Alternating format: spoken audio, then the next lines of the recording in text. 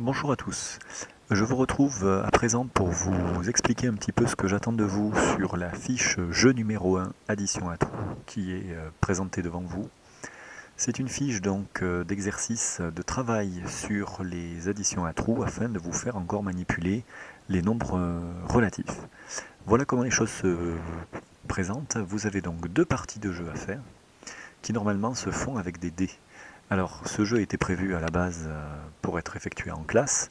J'ai dû trouver une variante à l'aide de GeoGebra puisque vous êtes confiné chez vous. Alors, voilà comment les choses vont se passer. Je vais simuler un lancer de dés à l'aide de GeoGebra. J'ai donc créé un fichier GeoGebra que j'ai versé sur mon compte GeoGebra et auquel vous pouvez accéder par un lien internet que je vais mettre en pièce jointe comme d'habitude. Donc voici le jeu GeoGebra tel qu'il se présente. Jeu numéro 1, les additions à trous. Et voilà ce que j'attends de votre part. Vous allez commencer par cliquer sur lancer des dés. Vous voyez deux dés, un dé vert et un dé bleu, qui vous proposent chacun un score qui sera compris entre 1 et 30. Vous allez sur la base de ce lancer de dés, par exemple 12 et 13, compléter la fiche qui est ici. Dé bleu, vous aviez 12.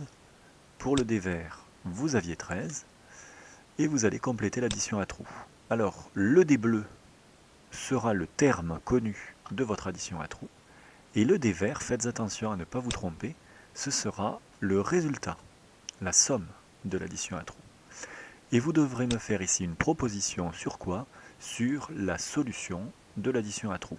Ici, c'est pas très compliqué. Combien faut-il ajouter à 12 pour obtenir 13? Je vous propose 1. Une fois que vous avez complété la première ligne du tableau, vous revenez sur GeoGebra. Vous, bien sûr, vous aurez une fiche certainement papier, donc il n'y aura pas besoin d'enlever GeoGebra de votre écran. Et vous cliquez sur addition à trous à compléter. Et vous vérifiez bien que vous avez bien mis 12 dans la bonne case et 13 dans la bonne case. Ensuite, vous cliquez sur afficher la solution et on vous donne la solution. Il fallait trouver 1. Voyons ce que j'ai mis 1. J'ai donc gagné 1 point. Je marque un point ici. On va faire une deuxième ligne de calcul. Pour cela, je reviens sur GeoGebra et je clique à nouveau sur lancer les dés. Vous observez que la solution a disparu et l'addition à 3 a complété également. Et j'obtiens deux nouveaux dés, 30 et 29. Je vais donc compléter 30 pour le dé bleu, 29 pour le dé vert, et l'addition à trous sera 30 plus quelque chose est égal à 29. Je vais présenter un petit peu mieux tout ça. Voilà ce que je pourrais obtenir. Je vais aussi présenter un petit peu mieux tout ça. Alors, vous avez donc l'addition à trous 30 plus quelque chose égale à 29. Je comprends ici que je dois réduire 30 de 1 unité pour obtenir 29. Je propose moins 1. Je vais maintenant voir la solution sur GeoGebra. Je clique sur l'addition à trous, c'était bien 30 plus quelque chose égale 29. Je clique sur afficher la solution est moins 1. J'ai écrit moins 1, j'ai donc marqué 1 point. Je continue, je lance les dés, j'ai 24 et 29. J'obtiens ici donc 24 et 29. Mon addition à trous sera 24 plus quelque chose est égal à 29.